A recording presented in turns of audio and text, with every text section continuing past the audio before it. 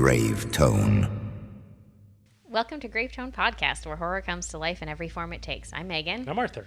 We have more Fantasia. I'm going to be saying more Fantasia coverage for like... You're going to get mixed up in one of the intros after Fantasia and be like, we have... Wait. Fuck. We're not reviewing Fantasia stuff. Guys, I'm really tired. I've seen multiple movies this week. And You had like back-to-back shit. Yeah. Like 2 movies in a row of Yes. like 5 hours of watching stuff. We're doing another double feature this weekend. I don't know if I've ever mentioned this on the podcast before, but I really like sleep as a human. I'm not somebody who thrives on like The lack of? a lack of sleep. I don't do very well with it. It really like fucks with my like capacity to function completely. And so this week has been interesting so far. And that's not to say that I'm having a bad time, because I'm seeing really great films and I always have a really good time with that. But every time we get to the end of this festival, I'm like, oh my God, I need to sleep for 3 days straight. Thanks. And this is no exception. And I feel like this year we're seeing even more. Yes. Since we're covering the festival, That's it. we're seeing even more. So there's just like a lot to it. But luckily, we've gotten a whole mixed bag of films this year for the 30th edition of the festival, which is really cool because we're getting like some stuff that's quieter, some stuff that's really like in your face, some stuff that's very visceral so far, some stuff that's a lot more like contained in terms of like the themes and the messaging. It's been interesting. Yeah. Thus far. So we made good choices. Yeah. Because I don't think you can literally see every single movie that comes out. Not unless it's your full-time job. And At even Fantasia, I don't think there are it's some possible. There's some that are overlapping. Yeah, that's correct. You're right. It's true. So there are multiple films that play at the same time because there are so many films at this festival that it would be impossible for them to have everything be separate well. It's not possible for them to program it that way. So yeah, no. So we're making good choices. Yes. So today we're going to do a little bit more of a full-scale review because this film is getting a wider release via Shudder on July 31st. So very upcoming, very shortly. That will be happening in the next week or so. So today we're going to be talking about Nightborn, which is a Finnish production, actually, from a director named Hanna Bergholm. I'm hoping I'm pronouncing that properly. Forgive my pronunciation for this whole episode. It's going to be disgusting. You ruined it. Shut up. You are also not helpful. I'm not pronouncing. No. Yeah, exactly. I have to do the fucking work, and then I get the shit for it as well. Thanks for that. So, Hanna Bergholm is a Finnish director, and she has previously written and directed the film called Hatching, which I believe came out remember that. Yeah, which I believe came out in 2021 or 2022. 2022, excuse me. Which that was her feature film debut. She'd previously directed several short films prior to that, and so this is her follow-up to that. Yeah. This is But I also remember Hatchling also had similar themes. I think it did type of thing. Yeah, I think it did to a degree. This kind of takes things in a different direction. So Nightborn, for folks who are unaware, is very much a Finnish like folk horror. Yes. Folk horror. There are body horror elements to the film. There are, for people who live in that niche where they watch a lot of those like motherhood horror movies, because there are multiple ones like that. You know, if you think of like Rosemary's Baby or like Inside more recently, or like a few of those other ones as well, it does kind of live in that space also, but it borrows elements from things like Finnish folklore, which is interesting, and a bunch of other stuff as well. This was like kind of an interesting film for her to, I think, follow things up with as well. And she definitely tackles a lot of issues that women deal with. Oh, there's so many in general. The whole movie is an allegory of everything. And postpartum and what it means to be a first-time mother in the first couple of months, essentially, whatever. Yeah. All of that stuff. Look at you clocking things. I know things. I pay attention. I know stuff. So let me read the quick IMDb synopsis so that we can then kind of take a look at things. And we'll get into, again, some spoilers, not super heavy spoilers as we do, especially because it's not quite out yet. So it's going to be soon out. I know, soon. It's soon enough. So like a little bit more, but we'll be careful with it. What the fuck was that accent? A little bit.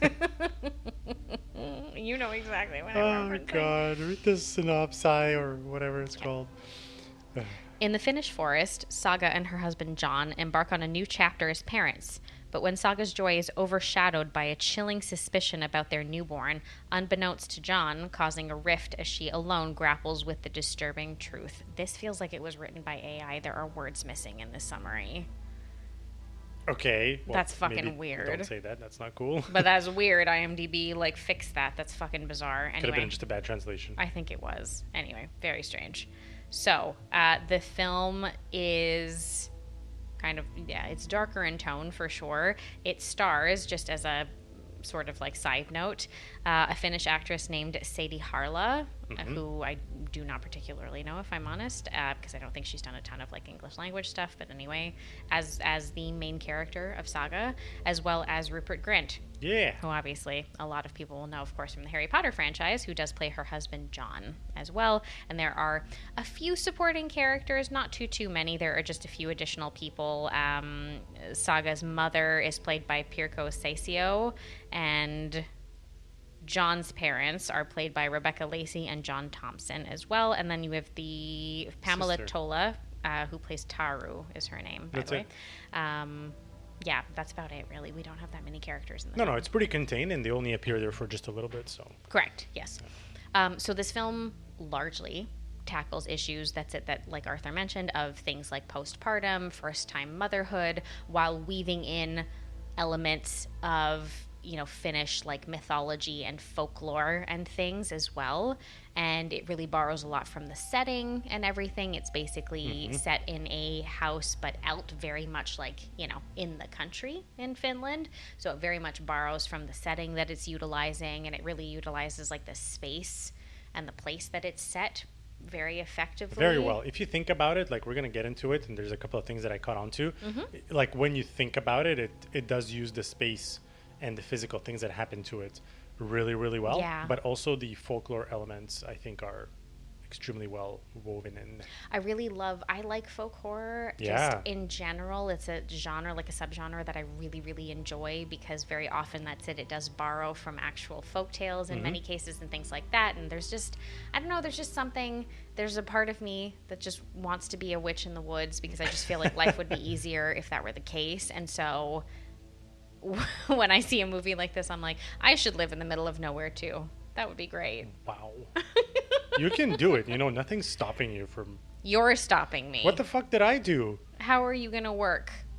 No, there's no work. You just live off the land. Cool. Okay. You cultivate mushrooms. Listen, I'm at the point, we're currently house hunting, and let me tell you, there's a part of me that feels like I would be okay with just living in the woods. Would you be a black witch or a white witch? I feel like I would be like a potions witch or like a kitchen witch or something. Ah. There's a weird part of me that still would want to help people. Okay. It's nice to help people. I don't think it's weird. That's it.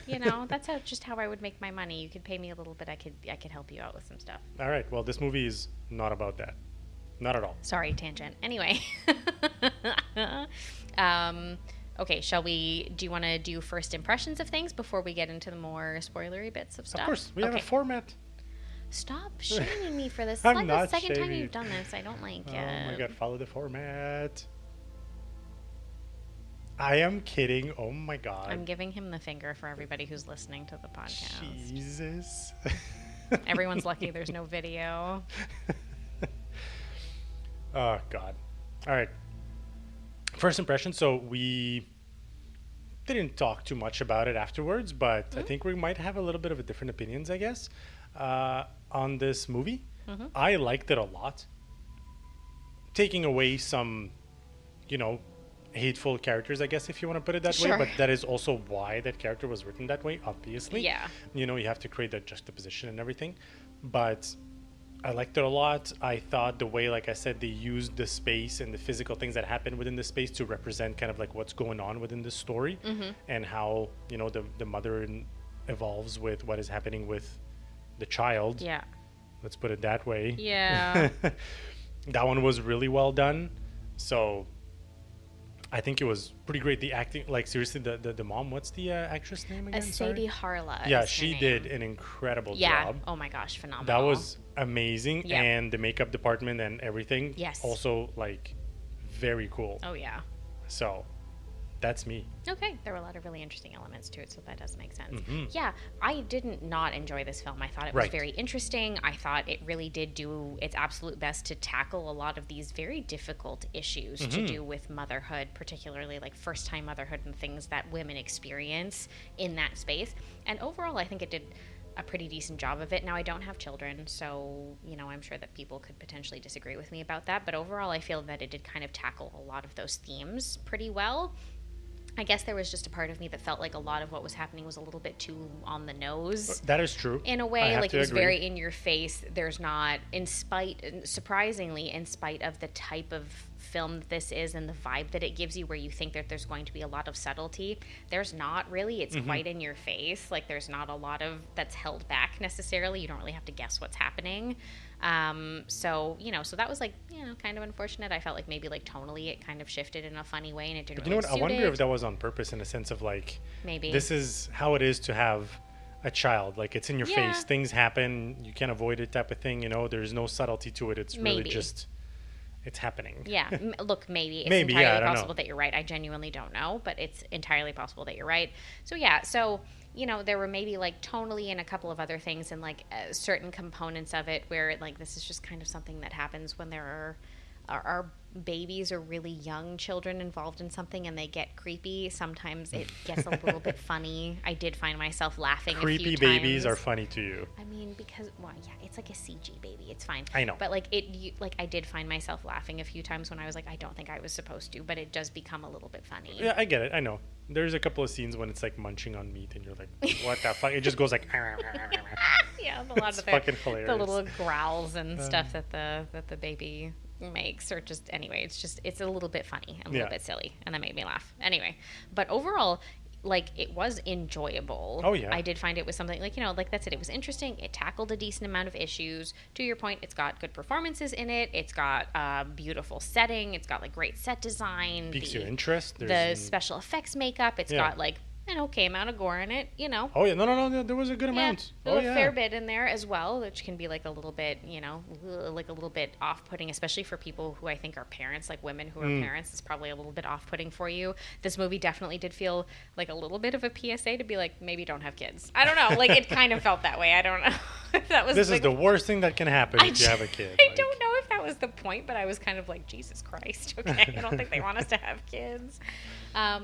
So yeah, so it was a little bit maybe more of like a mixed kind of feeling for me, but overall it was an enjoyable film, and I did like it.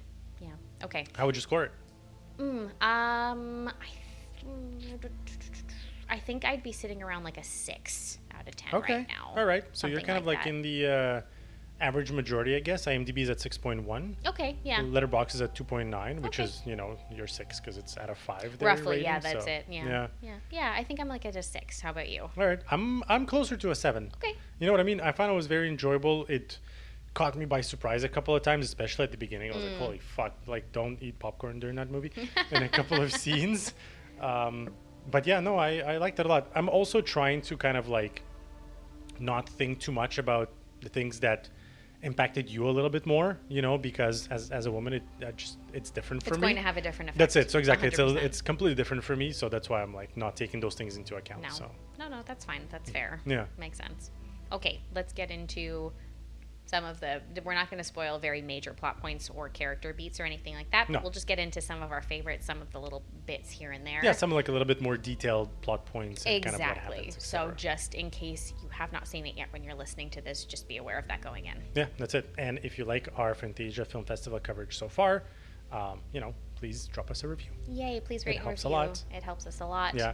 Gary, our ghoul, who helps us out with everything, is digging a grave in your honor. Currently, he works fucking hard. I know. And he's about to work harder because he's going to come over here and do the spoiler warning. You've been warned. Spoilers ahead. Okay, so as mentioned, that's it. So very brief overview of the film, because I kind of don't want to spoil too much about it, again, because there's like quite a bit going on. It's fine. It comes out like 3 days before the official release. I know. I'm just saying. It was the North American premiere at Fantasia. Yeah. It already had its world premiere back in February at the Berlin Film Festival, if I'm not mistaken. And it's, like I said, it's getting a Shudder release on July 31st, but it had its Fantasia release on July 22nd, just so everybody's keeping up with where we're at right now. So, yes, it follows the characters. The character of Saga, she is our lead. She moves into a very old house that she essentially grew up in the countryside in Finland with her husband, John, who's British, obviously. And they get pregnant shortly thereafter. I'm not going to talk about why, because it's part of the story. But What do you mean, why? They had sex in the forest. they have sex in the woods, but it's like they're spurred towards doing so. Oh, you think so? Oh, 100%. Yeah, you know what? I guess that makes sense if you think about it Oh, afterwards. absolutely. That's what happens. Yeah. Anyway, yes, they get pregnant shortly after taking over the property. He's trying to eat it, so he's just going like... It's so funny. Oh, God. Ew, he's eating it. Whatever. Okay, sorry. You were talking about taking over the Yes. property. And we jump forward to when Saga gives birth and to a little boy who is real weird. And we very quickly realize is obviously not normal, and due to the mystical elements of some sort within the forest that kind of borders their property, this child is not human. Yo, that baby was hairy as fuck. Bro, that was weird. You I can thought they say had a it. werewolf baby. They didn't. Yeah, that's they it. No, didn't. it was not. Spoiler, It was sorry, not a they werewolf didn't. baby. That's not even a spoiler. It's just not that. No, I know it's not a werewolf. I'm sorry, but that would have been fun. Wow. But no. But so it sort of follows the progression of, it's that sort of Rosemary's Baby-esque story in which the mother character of Saga is the only one who sees that there's anything really wrong with the child and is trying to point it out, and no one believes her, and she slowly but surely is sort of descending into madness while she is trying to figure out how to love this child and how to parent this baby. Yeah, but also starts affecting her and everything. It's crazy. Yeah, so there's like a lot of different elements to what her character experiences. This movie, I would say, is sort of a mix of something like Rosemary's Baby, right? Because of like a weird kind of like possession and like things being done to you as someone who's pregnant and stuff like that. And it also, after she has the baby, it also has, because of her difficulty bonding with the child, to me, it really reminded me of We Need to Talk About Kevin. That was something that came to mind fairly quickly, which, like, that's it. If you don't know, that's an adaptation of a book, actually. It is fully fictional, but the story follows a woman's perspective after she has a son named Kevin, and she never bonds with him very much throughout his childhood, and she is the only person who does not, and she has a lot of difficulty with him growing up. Okay, so it sounds pretty familiar then. Yeah, there's like a lot of that, and then it does turn out, I'm not going to spoil the whole thing, it's actually a really excellent film. It stars Tilda Swinton You're confusing as the mother. No, I'm just saying, but like it's a really good movie. It stars Tilda Swinton as the mother, and she does a great job of exploring sort of that difficult aspect of motherhood and people like not understanding why she can't bond with her child, and then the child does turn out to be something more evil later on in life. So what about Nightborn? How does that translate to it? Oh, right. Because that's exactly what happens. Yeah. Okay. Because so it follows a really similar trajectory, right? Saga has a lot of trouble bonding with the baby, who she names Kuura, which according to the Finnish translation means frost.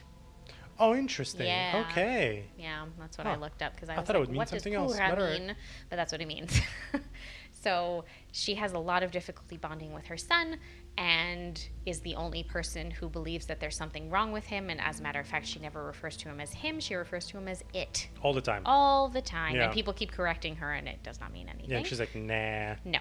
And so it causes, obviously, strain on her relationship with the child, strain on her relationship with her husband, John, that's for sure. Those two are on completely opposite ends of the spectrum of how they're feeling about everything. He's completely in denial about it. He's like, no, everything's fine. It's just your relationship with the child that is the issue. John got on my fucking nerves. Not, 100%. I get that we're supposed to, probably to a degree anyway, there's an element of maybe, Kuura is like able to kind of shield what's really going on from other people in his life, and the whole point is that it's like the mother, like the person who gave birth to him, is the only one who can see what's really going on, and I'm sure that that's part of the story.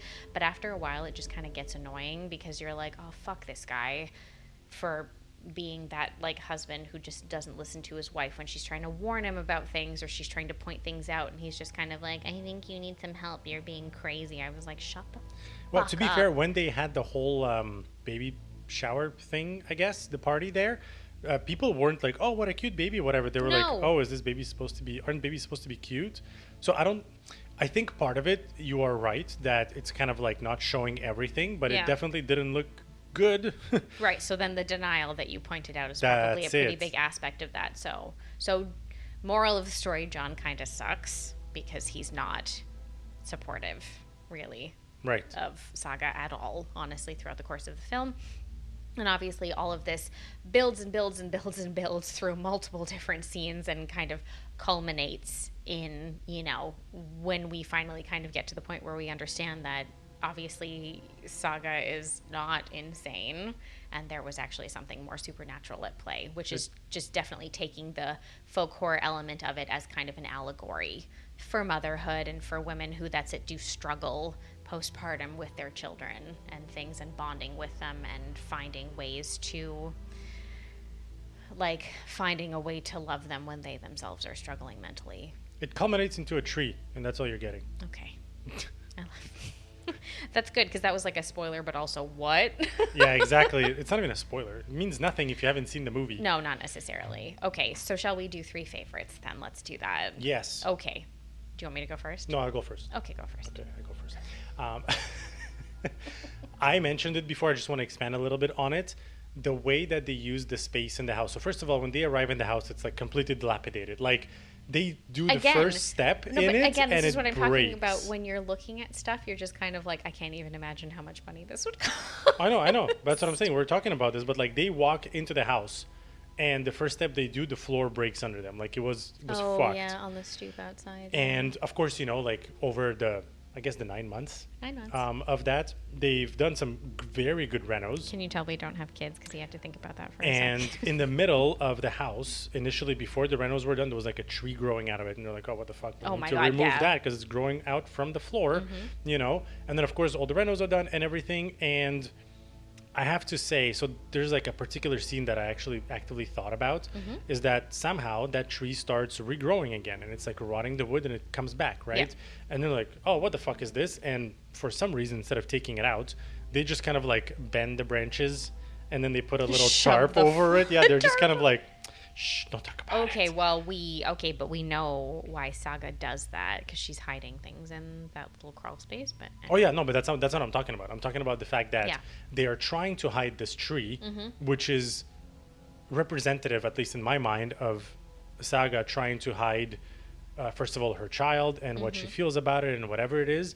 But then afterwards, when you know that the stash, let's say, was discovered, they don't even bother covering it up. The tree's just kind I of know. out there, and at the same time, she starts to not trying to. She's basically bonding with the child, right? She's like Oh, playing yeah. with it, and they can have a conversation or at least understand each other. So that's kind of like the use of space and the smart way that those things represented the relationship of the mom with the child. well, it's by the use of interesting. physical space. I thought Yeah. that was really cool and smart. Well, no, I mean, it's very interesting also that, you know, when Saga decides to accept that this is real, this is happening, Exactly. and everything fully, this is when she truly bonds with her child, and the physical representation of that is to allow that tree to continue Exactly. to grow Yes. out through the middle of the house, essentially.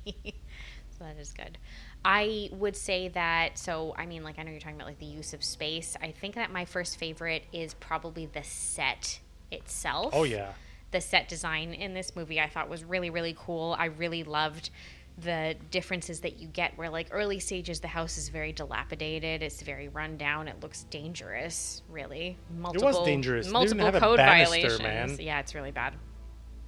And then we jump forward in time, and we have this, particularly what we spend the most time in is like the bedroom/nursery area, which is beautiful, stunning what they've done, like with the whole space. It's this lovely, like, Oh, the whole very nursery? round, large. Oh, it's beautiful. Yeah, it's as big as a fucking living room. Yeah, no, it's Thing is gorgeous. huge. You know, like all these like lovely things that they've done with it. All this like beautiful sort of very like gothic but in the woods kind of set design that you see in the film. Everything's in like dark green tones and like some like slightly more like muted grays and stuff like that, but they've still added a little bit of whimsy for like right over, like right near the bassinet, there's like a big cloud light, and there is a hot air balloon hanging from it and stuff. Like there's still like stuff. It's really interesting and really cool, and there's a lot of like what they do with like the different set pieces in the film that you see that I find really lent themselves very well to match the tone of the movie. Yeah.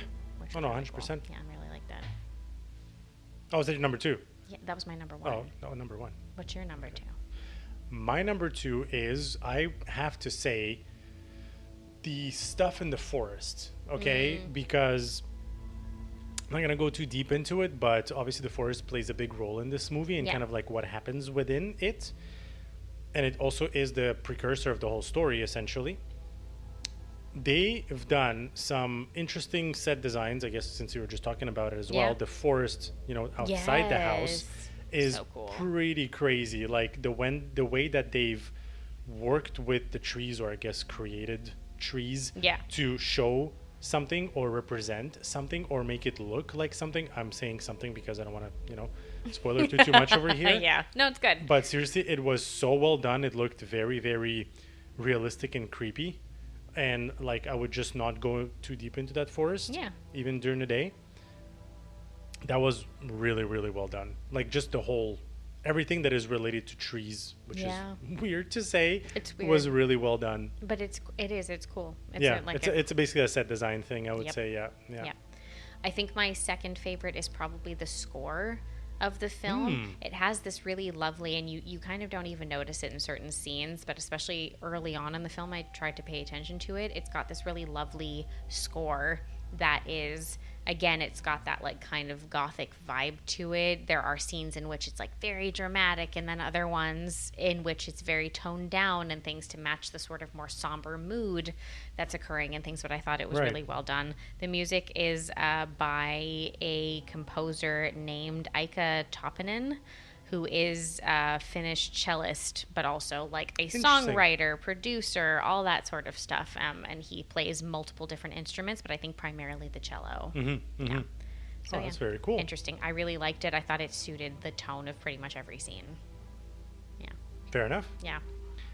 I want to say for my last one, most likely it is... Oh, crap. I was just thinking about it.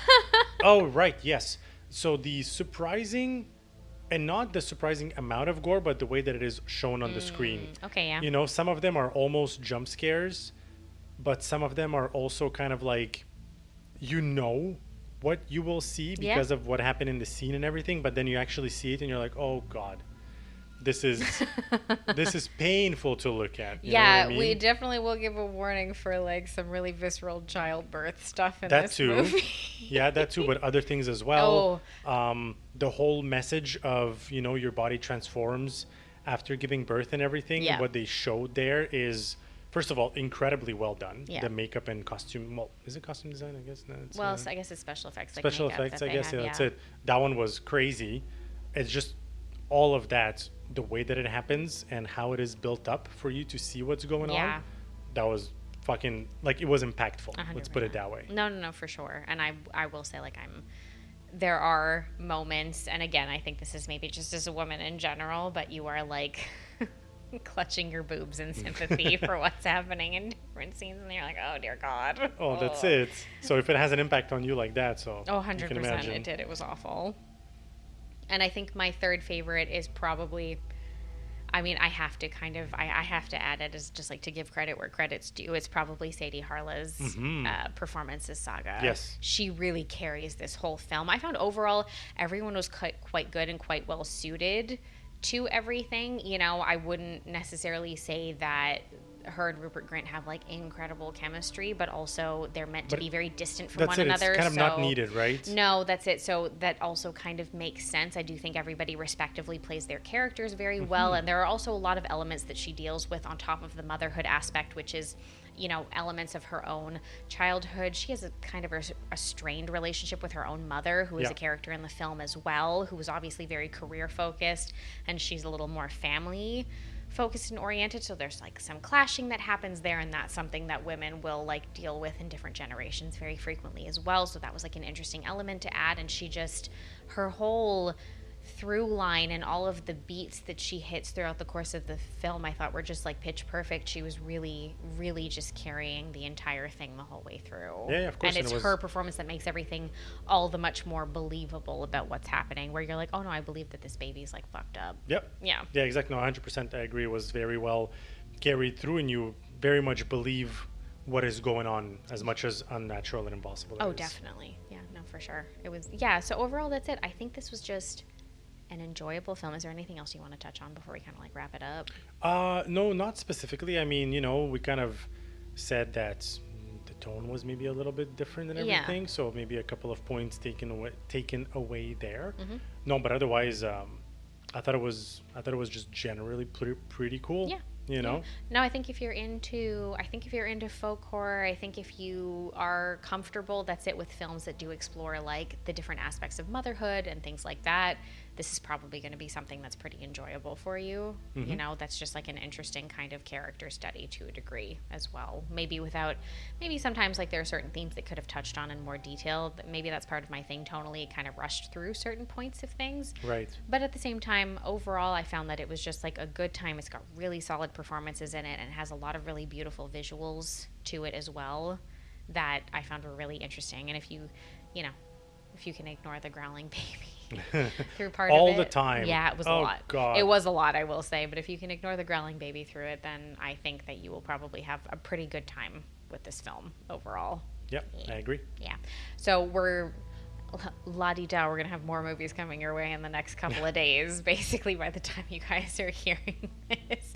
But let us know, like, have you by the time you're hearing this, are you going to check Nightborn out? Have you watched it already? What did you think of it? Like, what were kind of like your thoughts coming away from it? I'd be curious to know sort of how people are vibing with it up until this point, for sure. So anyway, let us know about that. You can follow us on all of our socials. We're at Gravetone Pod everywhere. So that's where you can check out when we have all of these new episodes dropping and everything like that. You can also check out our website, as previously mentioned, gravetonepod.com. We have an entire section dedicated to our Fantasia coverage. So you will be seeing everything that we're covering will be archived there, and you can go check all of it out as well if you're looking for maybe some new or some upcoming stuff. That's right. To check out, as well as everything else that we have on the site. So yeah, until next time, guys. I don't, it's gonna be very soon. 48 fucking hours from now. Stay scared and stay tuned. Ciao, guys.